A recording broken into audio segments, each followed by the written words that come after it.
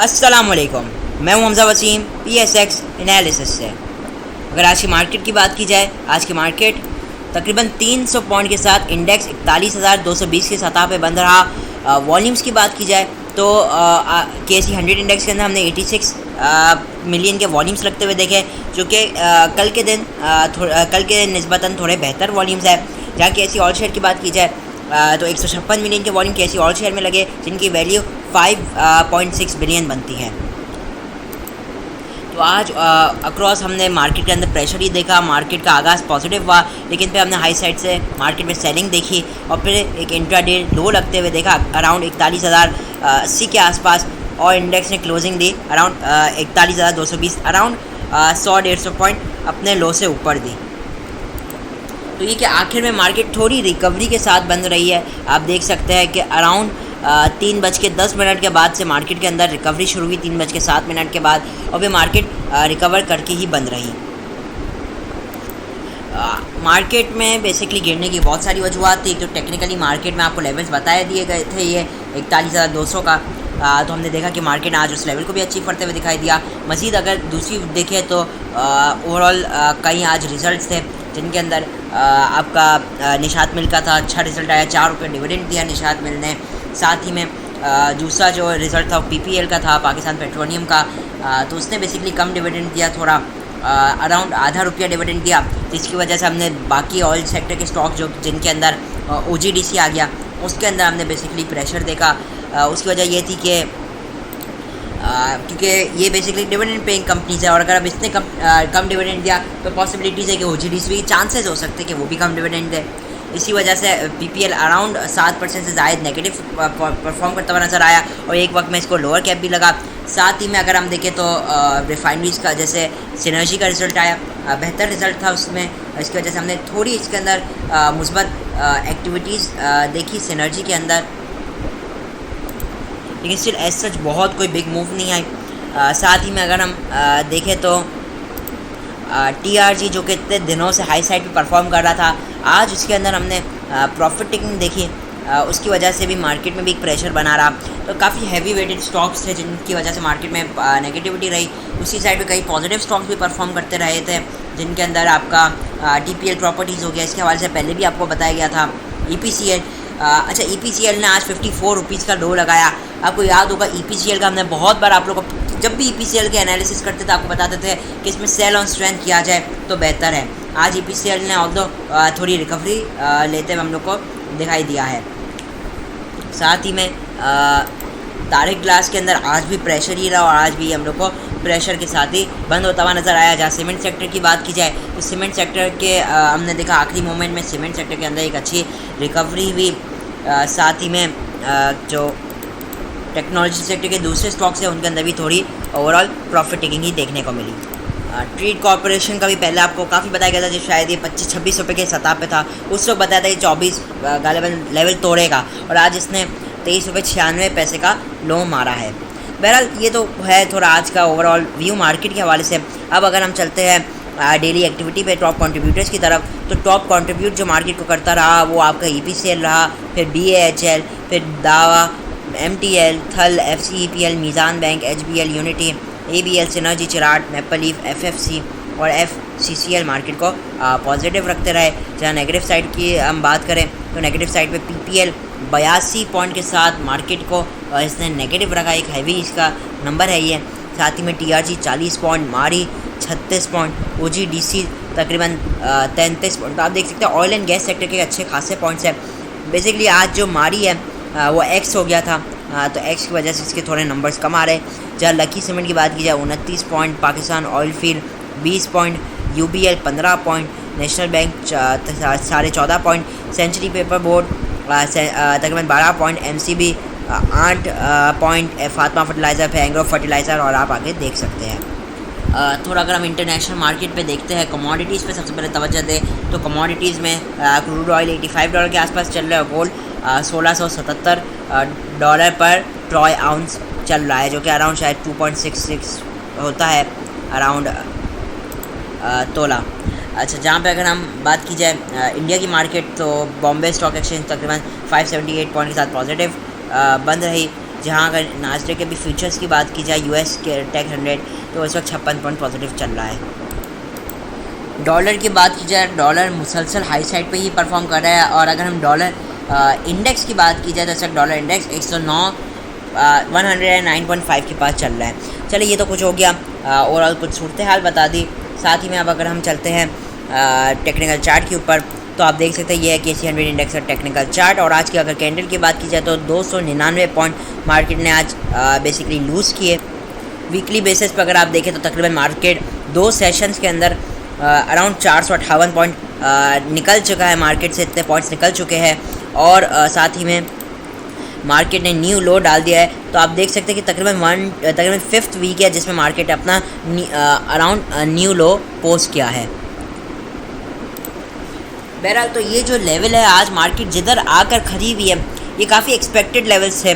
41,200 ये जो लेवल्स है, ये हम आपको मार्केट ने जब से 43,800 जो लगाया था हाई, उधर से हम आपको एक लेवल्स दे थे जिसके अंदर 41,800, 41,500, 41,200 ये कुछ ऐसे लेवल्स है जो अगर हम लोग ने आपको तकरीबन जब से मार्केट ने 43,800 का हाई लगाया है, उससे हम आपको ये लेवल्स दिए जा रहे हैं। और आज हम लोग को मार्केट ने ये जो लेवल है वो अचीव करते हुए भी दिखा दिया। बहरहाल ये जो लेवल है मार्केट की अगर बात की जाए तो ये हम जानते हैं कि मार्केट ने ये करेक्शन क्यों ली। बेसिकली मार्केट के अंदर ये जो एक हाई लिया था, मार्केट ने मूव ली थी 4,000 पॉइंट के, उसके अगेंस्ट कोई करेक्शन नहीं आई थी, तो मार्केट ने उसकी एक करेक्शन ली है। अगर साथ ही में आप RSI को देखेंगे तो इस वक्त 35 पे मौजूद है। तो डेली टाइम फ्रेम पे आप देख सकते हैं RSI वंस अगेन नीचे आ रहा है, वंस अगेन ओवरसोल्ड पोजीशन के अंदर आता हुआ नज़र आ रहा है। अगर हम आवरली ट्रेंड के हवाले से बात की जाए, आवरली मार्केट जो है स्विंग ट्रेडिंग के हवाले से, तो स्विंग ट्रेडिंग के हिसाब से भी मार्केट का जो बेसिकली ट्रेंड है वो तो डाउन ट्रेंड है। मार्केट मुसलसल न्यू लोज लगाते हुए दिखाई दे रही है, जिसका मतलब ये होता है कि जब भी एक न्यू लो लगे तो उसके बाद जो एक हाई साइड आती है वो एक सेलिंग अपॉर्चुनिटी होती है। इसकी वजह से हम देख रहे थे मुसलसल जब भी मार्केट हाई साइड पर जाती थी 41,900 के बाद से सेलिंग आ जाती थी। बहरहाल अभी ओवरऑल मार्केट को देखा जाए तो आवरली बेसिस पे मार्केट अभी हाईली ओवरसोल्ड पोजीशन के अंदर आ चुकी है। और मार्केट बेसिकली अपनी हायर साइड के लिए अब आप कह लीजिए कि एक रिकवरी का एक फेज़ बनाना चाह रही है मार्केट।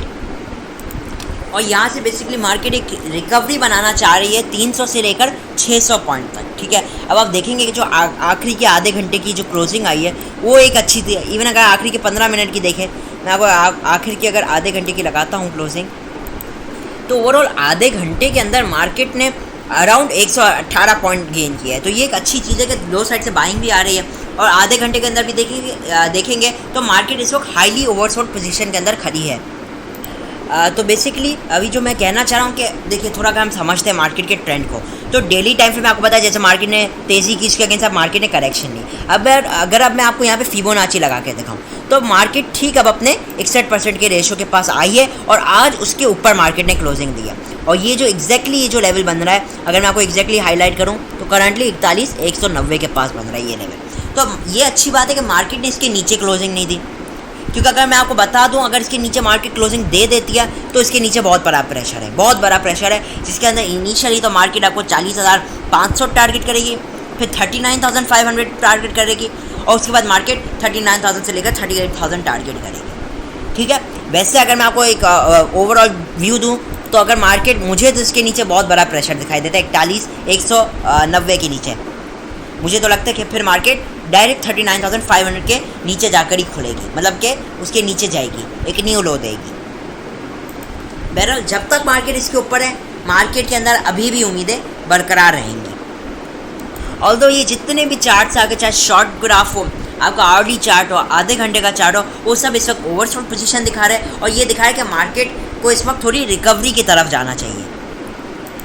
कल के दिन के लिए आप लोग के साथ कुछ लेवल शेयर कर दी गए हैं। पहला लेवल 41,360 का रहेगा, दूसरा लेवल 41,550, तीसरा लेवल 41,700 और आखिरी लेवल 41,838 का है। तो ये लेवल्स हैं जो कि मार्केट के लिए इस वक्त करंटली बन रहे हैं। और अब जो मार्केट का जो रेजिस्टेंस लेवल है आपके साथ मेंशन्ड है 41,350। उम्मीदें यही है कि अगर मार्केट इसके ऊपर क्लोजिंग देने में कामयाब रहती है, आवरली टाइम फ्रेम में, आधे घंटे के भी टाइम फ्रेम में अगर क्लोजिंग देने में कामयाब रहती है तो मार्केट इधर से मजीद एक रिकवरी दिखा सकती है। 41,550 से लेकर 41,800 तक मार्केट के अंदर एक रिकवरी हम एक्सपेक्ट कर सकते हैं। देखिए इंट्राडे ट्रेडर्स टारगेट कर सकते हैं स्टॉक्स जिनके अंदर आपका सीमेंट सेक्टर हो सकता है, आपके टेक्नोलॉजी सेक्टर डिप पे आप इधर टारगेट कर सकते हैं, और मुख्तलिफ दूसरे सेक्टर जिसके अंदर है आपका कुछ सेकंड थर्ड ईयर्स के स्टॉक्स भी टारगेट कर सकते हैं एक इंट्राडे मूवमेंट के लिए। ओवरऑल मैं बता दूं तो मार्केट इस वक्त सिर्फ अगर आपको अप मूव देती है तो करंटली वो सिर्फ एक रिकवरी रह सकती है। मुझे नहीं लगता इस वक्त बढ़ चढ़ के बाइंग करनी चाहिए, ठीक है, क्योंकि मार्केट अगर हाई साइड पे जाती है तो थोड़ा सेल करके काम करना चाहिए। जब तक मार्केट को एक वाजे आप कह लीजिए एक वाजे कोई मार्केट एक बाय कॉल ना दे दे, मतलब कि कोई मार्केट अपना एक हाई ना ब्रेक करे, जब तक अपना कोई एक स्विंग हाई ना ब्रेक करे या मार्केट कोई डबल बॉटम ना लगा ले, ठीक है, जब तक मार्केट अपने न्यू लोज ये देती रहेगी market is in a risky position. तो ये आप लोग के साथ है कि इंट्राडे पोजीशंस बना सकते हैं शॉर्ट मूव के लिए 100, 200, 300, 400, 500 पॉइंट तक के भी आप बना सकते हैं। अच्छा, फ्लिप साइड पे बात की जाए तो 41,000 का इंपॉर्टेंट लेवल है। कल के दिन अल्लाह ना करे मार्केट इस लेवल को ब्रेक कर देता है 41,050 को, तो फिर जो डाउन साइड का लेवल होगा वो होगा, तो फिर जो नीचे का लेवल बनेगा वो 40,750 और क्या कहते हैं 40,000 क्या कहते हैं 800 का ये जो सपोर्ट लेवल है, और दूसरा ये अल्लाह ना करे ब्रेक हो जाए तो 40,450 से लेकर 40,500 ये आपका अगला सपोर्ट लेवल रहेगा। और चांसेस ये अगर कल मार्केट खुलते साथ ही नेगेटिव खुलती है, अल्लाह ना करे, वैसे चांसेस है कि मार्केट हाई साइड पे पॉजिटिव खुले और फिर पॉसिबल ये भी हो सकता है कि हाई साइड से मार्केट में प्रेशर आ जाए। लेकिन अगर कल मार्केट खुलती नेगेटिव है और एक न्यू लो देती है तो फिर पॉसिबिलिटीज़ होगी कि मार्केट किसी भी वक्त आपको एक रिकवरी का चांस बना दे। और अगर हाई साइड पे खुलती है तो इंट्राडे पोजीशन ले सकते हैं with a strict stop loss, क्योंकि इस वक्त मार्केट करंटली न्यू लोज दिए जा रही है, ठीक है। करंटली मुझे ऐसा लगता है कि मार्केट यहाँ से एक रिकवरी ले सकती है शॉर्ट अप मूव, ठीक है, लेकिन सिर्फ इंट्राडे होगा और जल्दी से जल्दी जो प्रॉफिट है उस पर बुकिंग करनी है आपने या स्टॉप लॉस को लगा लेना है। बहरहाल अब जल्दी से हम स्टॉक्स की तरफ चलते हैं और कुछ स्टॉक्स आप आज एनालाइज करते हैं। पहला जो स्टॉक है वो है DGKC, DG Khan cement. DG Khan cement की बात की जाए तो ये इस वक्त जो करंट लेवल पे 59 एक स्ट्रॉन्ग सपोर्ट लेवल है DGKC के लिए। रिसेंटली 3 बार ये इसी सपोर्ट लेवल से सपोर्ट लिया और यहाँ से एक रिकवरी दिखाई, आप देख सकते हैं। इसने भी ₹1 डिविडेंड भी अनाउंस की जिसकी एग्जिट अभी खैर उसकी है अगले मंथ की है बेसिकली। अच्छा, अभी जो है DGKC का जो 58 का जो सपोर्ट लेवल 58 से 59 एक स्ट्रॉन्ग सपोर्ट लेवल है। 3 बार इधर से हम लोग का बाउंस बैक हो चुका है और इस बार भी उम्मीद है कि इसी लेवल से वंस अगेन बाउंस बैक हो सकता है। तो DGKC को भी डिप्स पे देखा जा सकता है, लेकिन एक स्ट्रिक्ट स्टॉप लॉस आप लोगों को लगना चाहिए 58 के नीचे एक स्ट्रिक्ट स्टॉप लॉस होना चाहिए क्लोजिंग बेसिस पे। इसके अब जो रेजिस्टेंस लेवल है DGKC का वो ₹60 और ₹61.20 के रहेंगे। तो ये कि 2 दफ़ा इधर से सपोर्ट ले चुका है, इस बार तीसरी दफ़ा आया है, और अगर इधर से भी एक सपोर्ट लेता है तो शॉर्ट टर्म एक इंट्राडे छोटी मूव मिल सकती है। अगला जो स्टॉक है वो TRG है। TRG को अगर हम डेली टाइम फ्रेम में देखें तो आज इसके अंदर बेसिकली एक इवनिंग स्टार पैटर्न बना है। हम देख सकते हैं कि एक ग्रीन कैंडल, उसके बाद एक डॉजी और उसके बाद एक रेड कैंडल बना है, तो एक परफेक्ट इवनिंग स्टार पैटर्न है। ऑल्दो कैंडल स्टिक के जो पैटर्न्स होते हैं कैंडल स्टिक पे ज़्यादा रिलाई नहीं करना चाहिए कि वो सिर्फ 10% तक टेक्निकल एनालिसिस में कंसिडर किए जाते हैं। तो अभी तक मैं बात करूँ तो TRG के अंदर अभी तक कोई प्रेशर नहीं है, ठीक है। ये जो आपने देखा ये तो कुछ भी नहीं है, तो एक रूटीन करेक्शन है, ठीक है। TRG के अंदर जो प्रेशर बनना शुरू होगा वो 112.50 के नीचे बनेगा। ₹112.76 आपको लेवल सारे लिस्ट कर दिए गए हैं। अगर ₹112.76 के नीचे इसने क्लोजिंग दे दी, चाहे वो आवरली बेसिस पे ही क्यों ना हो, डेली टाइम फ्रेम नहीं तो आवरली बेसिस ही क्यों ना हो, हम इसके अंदर प्रेशर देखेंगे। और जो अगला स्ट्रॉन्ग सपोर्ट होगा वो ₹108, इसके बाद ₹104 और उसके बाद ₹99.75 का लेवल होगा। लेकिन जब तक ये ₹112.50 के नीचे नहीं जाता इसको नेगेटिव कहना सही नहीं रहेगा, क्योंकि इसने नो डाउट एक रैली की थी 86 से लेकर अराउंड 120 के, तो उसके अगेंस्ट इसने ऐसे कोई करेक्शन तो ली नहीं है, तो उसके अगेंस्ट एक थोड़ी एडजस्टमेंट तो आनी है।